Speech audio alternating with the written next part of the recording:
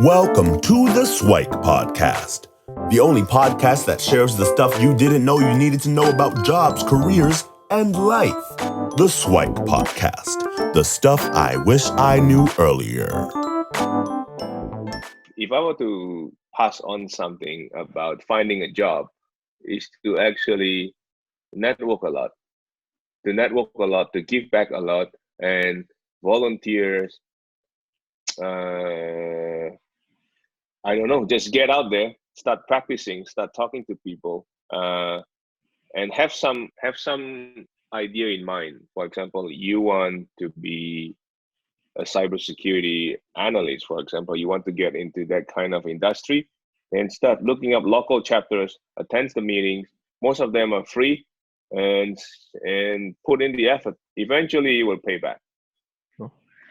Can you kind of walk us through the journey of like learning how to network? Because you mentioned earlier that you were a little bit shyer, you need to build rapport, but for the introverts and the shy people in the audience, and that freaks them out. I mean, my own journey, it was challenging. And then you mentioned that English and the language was a challenge. So how did you go and tackle all those different obstacles? With English, it was a little bit of Toastmasters, and you got better at it. But then, from a networking perspective, how did you start learning how to network? Because there's no well, apart from my course, there's no courses on how to network out there. So how did you kind of figure that out? Well, I guess people are luckier these days. Like, students are luckier because they can just go to your course and bypass all the mistakes that I have made. So the way I do it, I just go out there. Many of them are very embarrassing because I'm not good at cracking jokes, especially at the beginning. And some of them were really dry. You just have to go and fail. You just keep failing and fail forward every time. So one time, there were people talking, and then it was kind of a professional networking session where this is where you have a name tag sticker on your shirt, and you go out and try to connect with people. And it's awkward, and it's not easy, but you just have to do it. And there are times where it's embarrassing because you're trying to be funny and it's not funny. If you can take a course, you know what, I recommend that you do so. At least you get some framework that you can work on. So once you have a framework, it's easier because you kind of know where is the hard boundary where you don't cross, right? And you get some tips, simple tips on how you can start doing that. In my case, I was just doing it. I just decided to go out there and start talking to people. And looking back, if they recorded that, you know what, I would try my best to delete that recording because many of them are embarrassing. Right. Like my first Toastmaster speech, it was really bad. I think they were kind enough to smile and clap at the end, but if I look at it today, I would curse myself so bad. It was really bad. So practice, fail, and if you can leverage a class or training course, then you should do it because it really helps, right? You pick on someone else. You don't have to go through the same mistake that other people are making. Right. I guess one of the challenges that often come up when folks are doing that, a lot of the advice is, just go out there, practice, do it. But there's always that fear, that fear of embarrassment, that fear that, oh my gosh, am I saying something stupid? Fear of judgment and things like that. So was that something that you were always okay with? Or is that something that throughout your life you were like, no, I don't want that? Because I know early in my life, I never wanted that judgment, right? I wanted to be kind of perfect, great, awesome, smart, and athletic, and all that sort of stuff. But that's not what I ended up being. But it's one where I would sometimes self-sabotage and not put myself in certain situations because I knew I was going to be horrible. Whereas you went out of your way and said, you know what, I know this is going to suck, but I'm going to do it anyway. Like, how do you even get to that headspace? That's some of the stuff that I'm trying to decompose. Okay. Whether or not people have an answer, I don't know. But it's one where I'm curious about that. It's a great question. And I had the same fear as you as you did. So it's not like I was born to do this and I could go out and impress people. No, I had the same fear, especially when when I know quite well that my English is not perfect, and because of that, it added extra pressure when you try to go out and make the connection. So what I did was I picked the lowest hanging fruit. That's a tip that I can share. So pretty much, if you're in a room where everybody's talking to everybody, you know that there will be a group where the big guys are talking to each other, right? The CIO, the CEO, the directors, and you always have a different group where probably the tech people are getting together, sharing some tips. You can start there, pick a group where you are comfortable with, and then you move up from there. So usually I pick a group where I feel that I can relate to, right? So if I'm going to an IT conference, for example, the first group that I would be hanging out is with the cybersecurity people, because I'm very comfortable speaking to them. I have built some credibilities, and you just have to start there, and then eventually, once you get comfortable, you can move around. So it's not that I would just go walk to the CEO and say, "Hey, I'm Hendra. How are you doing?" That would probably be embarrassing, and it's not easy to do so. They'll probably ignore you. Right. Yeah. So I think my takeaway from that is it's a gradual process, and start with kind of where you're comfortable with, but stretching yourself a little bit and get a little more uncomfortable, and then a little bit more and a little bit more, a little bit more. And each time that you do that, then your comfort zone expands because you've already done it. And every time you grow, there might be an embarrassing situation or story or whatever. But sometimes those make for the best stories later on in life, because you can talk about it as well. So just get yourself out there and give it a shot. And if you're embarrassed, be prepared for that. And if it is, no big deal. And then just use that as a growing opportunity. That's what I kind of took from that as well. So what other SWIKE or the stuff I wish I knew earlier would you have for yourself? So if you were able to share it with young professionals out there, with students out there throughout your career, what would be useful for others to know about? I think have a vision for yourself. From you always the why vision. Have your why. I would steal from the SIWIKE book. One of them is have your why. Know your why. When you know your why, you have a vision of what you want to be. So you picture yourself in this role that you want to be, or you aspire to be, and then the rest of it, you just have to go do it. You basically put the pieces together. And for example, if you want to be a great tennis player, you know what you need to do to get there. Pretty much, you have to practice. You have to go through the pain. Some of them are fun, some of them are not fun. You just have to keep doing it, and you have to fail. I mean, my tennis coach used to say that it's the guy who can run longer out there that wins the game. It's not the guy who have the most beautiful shot. There will be one or two who are amazing, but then those will be the pro, right? In my case, which I was just playing in a local club, he said, all you have to do is get the ball over the net, keep it simple, and just outrun the other guy. You don't have to. Nobody's going to take a picture of you and put it in a poster, because you are not going to be a pro, and you have to fail a lot. That's why when you go and train, whether it's a professional networking or playing tennis, all you have to do is keep making bad shots until eventually your shot looks good. It counts for a point. Okay. So have a vision for yourself, and then basically persist through it, and keep on working on those goals.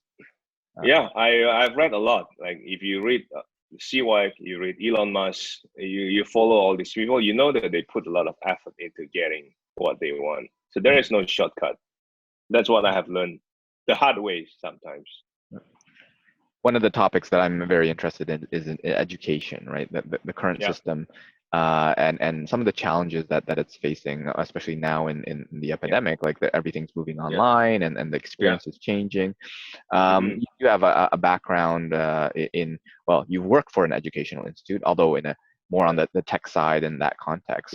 But what are your thoughts from an education perspective? Like, what are some of the things that they're doing well and they're progressing towards, or what's your perspective on where it could be, or where it could go in the future to help people learn and get better in the future?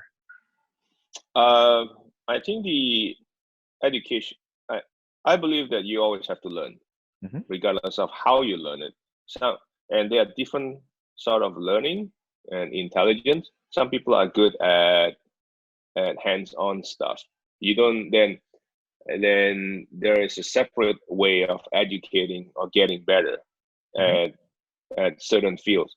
So in general, I think the educational system, or the way I look at it, the universities, they are good at training you quickly within the span of 2 to 3 years or 4 years to be a specialist.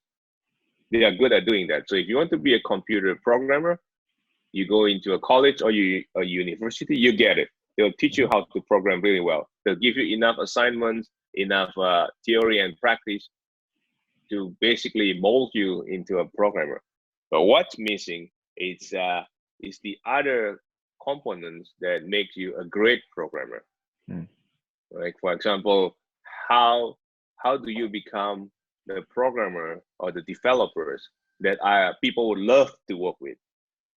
Right? That is I think it's missing. They do have facilities. For example, they have clubs you can join. They have extracurricular activity that you can actually attend. They have some of them have Toastmasters locally that you can join, but then it's not mandatory and it's actually up to you.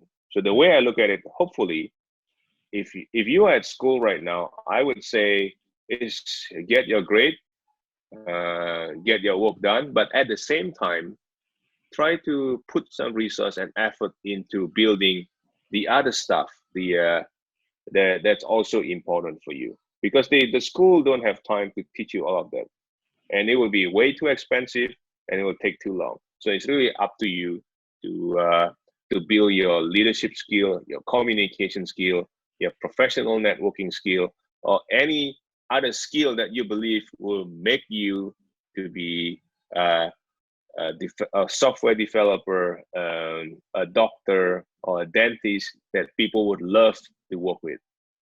Because that's the difference between you and the other 50,000 graduates that at the end of the 3 years or 4 years program that gets a piece of paper, because you will have the sort of branding that they don't have.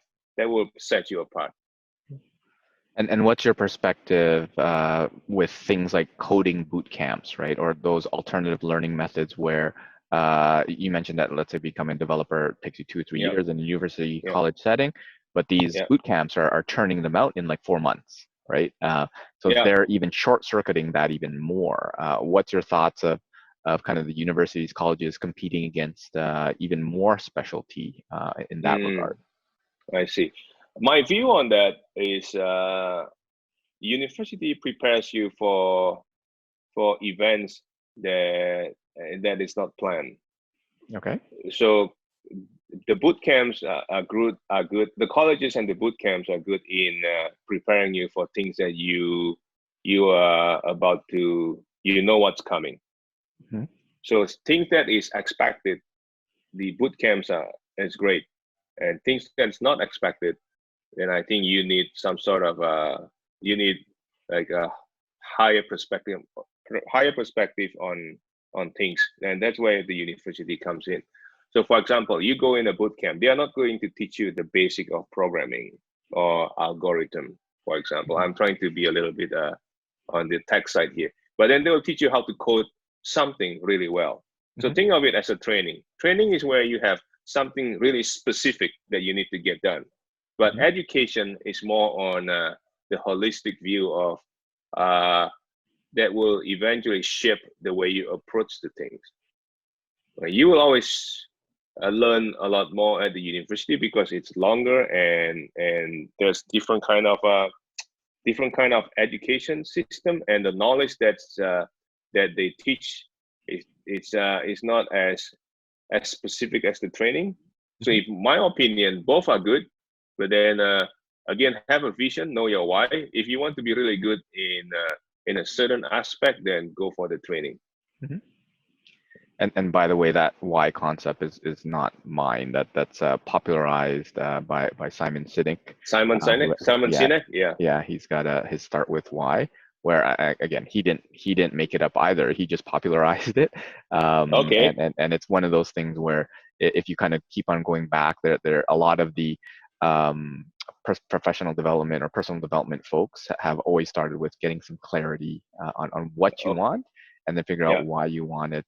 Having a burning desire and all that sort of stuff is definitely good. So I think that's amazing information and insights. But yes, that why is can be a differentiator, especially from a motivation perspective. So I think you've answered all the questions that I've had for you, and really got through what I want to get through. I mean, we can go through a little bit more on kind of the growing up, because I'm always very interested on kind of the tactical, practical, tangible of like how you go from A to B, right? The growth that happened. And maybe we'll save that for like a part 2 or whatever.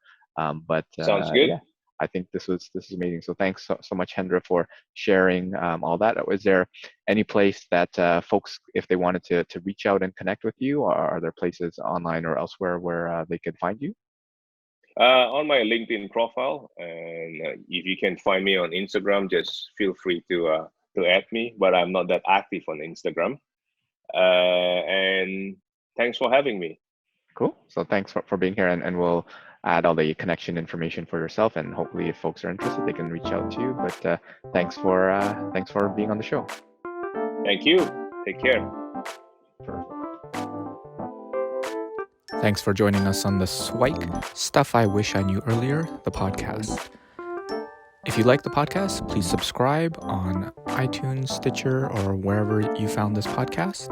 And if you can give us a review, that would be very appreciated. Feel free to contact me on LinkedIn at Luki Danu, LUKIDANU, and the same on most social media platforms. And I look forward to hearing from you. Thanks. Bye.